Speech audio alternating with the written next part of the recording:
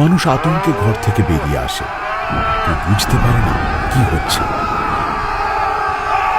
রাজপ্রাসাদের ভিতরেও একই অবস্থা।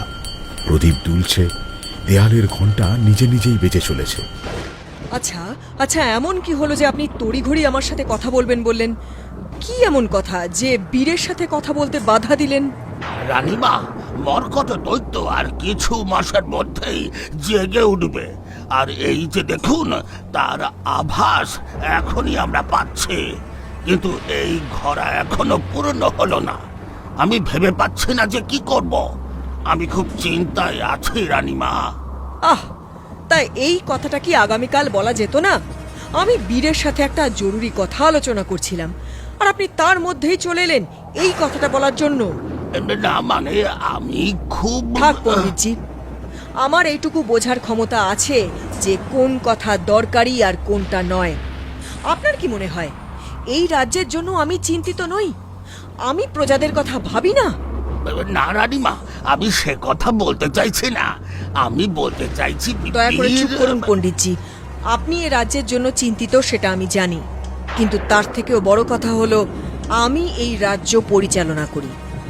রাজ্যের ভালো মন্দ দেখার দায়িত্ব আমারও আছে। কিন্তু রানীমা, ঘোড়া তো এখনো পূর্ণ হলো না।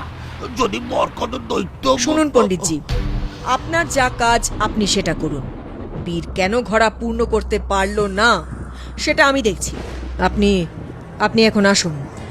কি হলো ব্যাপার? তা এমন ঘটে গেল কেন? তাহলে কি রানীমা কিছু সন্দেহ করছে আমাকে নিয়ে? না না না, আমাকে একটু সাবধানে থাকতে হবে। কি হলো, কি ভাবছেন? এখন আসুন আপনি। হ্যাঁ হ্যাঁ রানীমা, আমি আসছি।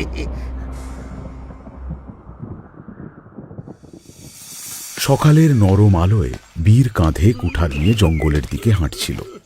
হঠাৎ দূর থেকে কান্নার শব্দ শুনে সে থেমে যায়। সামনে ধানের মাঠে কয়েকজন কৃষক জড়ো হয়ে বসে আছে, কারো মাথায় হাত, কেউ মাটিতে বসে কাঁদছে। বীর এগিয়ে গিয়ে দেখে সবুজ ফসল এক রাতেই শুকিয়ে বাদামি হয়ে গেছে, যেন কেউ মাটির প্রাণটাই শুষে নিয়েছে। বাতাসেও এক অদ্ভুত শূন্যতা। কি হয়েছে? আপনারা এভাবে কাঁদছেন কেন? বীর, বীর সব শেষ হয়ে গেছে বীর। আজ সকালে এসে দেখি সব ফসল শুকিয়ে গেছে। রাতের বেলা কি এমন হলো যে সব গাছ শুকিয়ে গেল বীর? এগুলোই ছিল আমাদের বাঁচার ভরসা। এখন আমরা বাঁচবো কিভাবে? দিনের বেলা হলে না হয় আমরা পাহারাতে থাকতাম, কিন্তু রাতের বেলা এই নির্জন প্রান্তে কিভাবে লক্ষ্য করব? এক রাতে সব শুকিয়ে গেল? এটা তো সম্ভব নয়। বীর চোখ বন্ধ করে। তার সামনে ভেসে ওঠে অতীতের দৃশ্য। একটা অদ্ভুত সবুজ ছায়া মাটির ওপর দিয়ে যাচ্ছে। যেখান দিয়ে যাচ্ছে সেখানকার মাটি ফেটে শুকিয়ে যাচ্ছে, আর গাছগুলো নিস্তেজ হয়ে পড়ছে।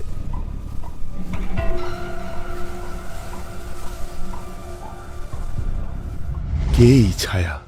স্পষ্ট করে দেখতে পেলাম না কেন? না, এটা সাধারণ কিছু না, কিন্তু কে? আপনারা ভয় পাবেন না, এটা স্বাভাবিক খরা নয়। এর পিছনে কারণ আছে, আর আমি সেটা খুঁজে বের করব। তুমি তুমি পারবে তো বীর? হ্যাঁ, তুমি পারবে তো?